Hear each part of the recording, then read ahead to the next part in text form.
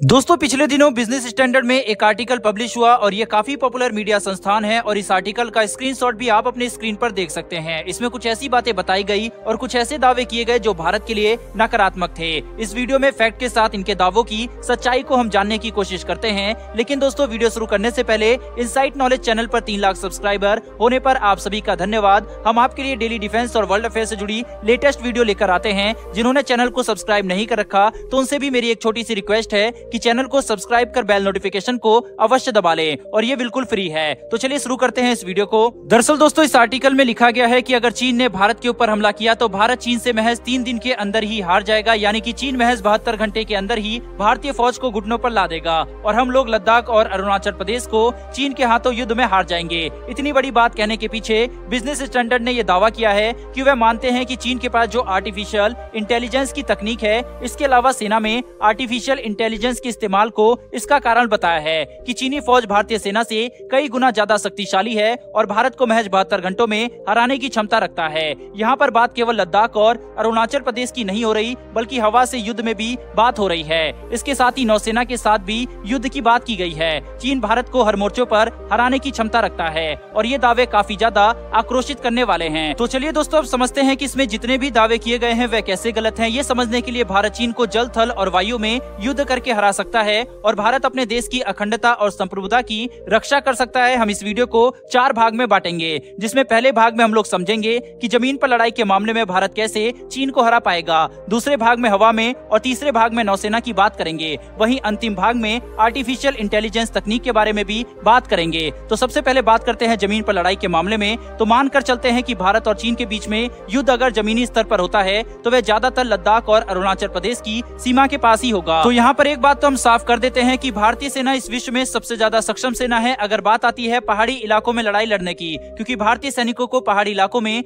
लड़ाई लड़ने की आदत है। जबकि लद्दाख में चीनी सैनिकों का कितना बुरा हाल हुआ था ये हम सब जानते हैं कि चीन के सैनिक ना तो ठंड को सह पाते और ना ही लद्दाख के खतरनाक मौसम को। चाहे हथियारों की बात हो या फिर हम बात कर लें अनुभव की, भारतीय सैनिक हर तरीके से चीन की सेना के ऊपर भारी पड़ रहे हैं। लेकिन बात आ सकती है टैंक के मामले में। तो जहाँ पर टैंकों का सवाल उठता है वहाँ पर भारत अपने मीडियम और हैवी कैटेगरी के टैंकों को चीन के सामने तैनात कर चुका है। इसके अलावा हम लोग हमारे K9 वज्र आर्टिलरी को भी चीन के सामने तैनात कर चुके हैं। चीन के पास पहाड़ी इलाकों में लड़ाई लड़ने के लिए हल्के टैंक मौजूद है, लेकिन भारत ने चीन के सामने जिन टैंकों और तोपों को तैनात कर रखा है ये बात नहीं भूलनी चाहिए कि वह चीन के इन हल्के टैंक को मात्र एक बार से ही तबाह कर सकते हैं। चीन के टैंक हल्के और तेज हैं, लेकिन हल्का होने की वजह से वे सुरक्षा कम प्रदान करते हैं और भारत के टैंक भले ही पहाड़ी इलाकों में धीरे काम कर पाएंगे, लेकिन उनका एक बार ही इन टैंकों को तबाह करने के लिए काफी होगा। भारतीय सैनिकों और सेना को पहाड़ी इलाकों में युद्ध लड़ने का अनुभव है। सियाचिन जैसे इलाके में भी भारतीय सैनिक भारत का झंडा लेकर सीना तान कर खड़े रहते हैं। वहीं ऐसे हालात में यह कहना कि चीन भारत को पहाड़ी इलाकों में हरा सकता है ये कहीं से भी तुक नहीं बनता। जबकि भारतीय सैनिकों ने गलवान में ये साबित करके दिखाया था आमने सामने की लड़ाई में भारतीय सैनिक चीन को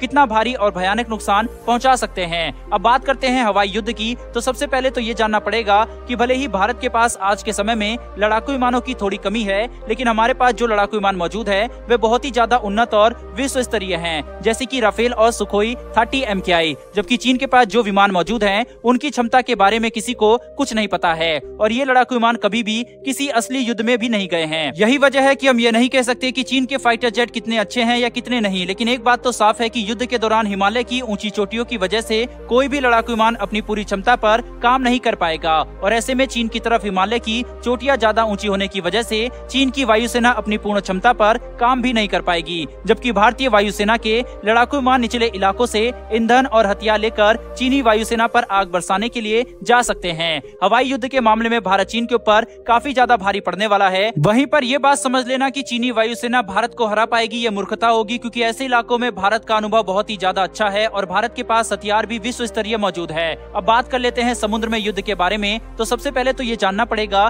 कि चीनी नौसेना का मुख्य दुश्मन ताइवान और अमेरिकन नौसेना है। इसीलिए क्योंकि अगर चीन की नौसेना भारतीय नौसेना से युद्ध करने के लिए हिंद महासागर में आती है तो चीन की नौसेना काफी बुरी तरह से पिटने वाली है। चीन की नौसेना जब तक हिंद महासागर में आएगी तब तक उनके जवान काफी ज्यादा थक चुके होंगे और वे काफी ज्यादा संसाधन और ईंधन पहले ही इस्तेमाल कर चुके होंगे। जबकि भारतीय नौसेना के जवान पूरी तरीके से तैयार होंगे और अपना होम बेस होने की वजह से भारतीय नौसेना को ईंधन या संसाधनों की भी कोई कमी नहीं पड़ने वाली। वहीं पर इसके ऊपर से अंडमान एंड निकोबार आइलैंड की मदद से भारत सैकड़ों की संख्या में लड़ाकू लड़ाकू विमानों से तीनों सेना के ऊपर हमला कर सकता है, जिसका चीन जवाब नहीं दे पाएगा। इसके अलावा अगर हम बात करते हैं आर्टिफिशियल इंटेलिजेंस की, तो ऐसा नहीं है कि केवल चीन ही इस तरीके की तकनीक को विकसित कर रहा है, भारत भी इन सब चीजों को विकसित करने के मामले में काफी आगे है। दोस्तों, एक्सपर्ट्स ने इसी तरह का अनुमान रूस यूक्रेन युद्ध में भी लगाया था और कहा था कि 7-8 दिनों में यूक्रेन घुटने टेक देगा, जबकि आज 4 से 5 महीने हो रहे हैं और अभी भी युद्ध चल रहा है। मैं चीन को कमतर नहीं आंक रहा, सिर्फ ये बता रहा हूँ कि किसी भी देश के घर में जाकर युद्ध करना और उसे जीतना लगभग नामुमकिन जैसा है। रूस के सामने यूक्रेन की सेना कहीं नहीं ठहरती, फिर भी घर की लड़ाई होने की वजह से यह युद्ध इतना लंबा खिंच रहा है। वहीं भारत और चीन तो बराबरी के दुश्मन हैं, तो ये लड़ाई चीन के लिए अपने पैर पर कुल्हाड़ी मारने जैसा हो जाएगा। इस पर अपनी राय कमेंट बॉक्स में जरूर दें, मैं आपका रिप्लाई अवश्य करूंगा। अगर आपको ये इन्फॉर्मेशन और वीडियो पसंद आई हो तो वीडियो को लाइक करके चैनल को सब्सक्राइब कर बेल नोटिफिकेशन को ऑन कर लें। फिर मिलेंगे ऐसी एक नई वीडियो के साथ। धन्यवाद। जय हिंद।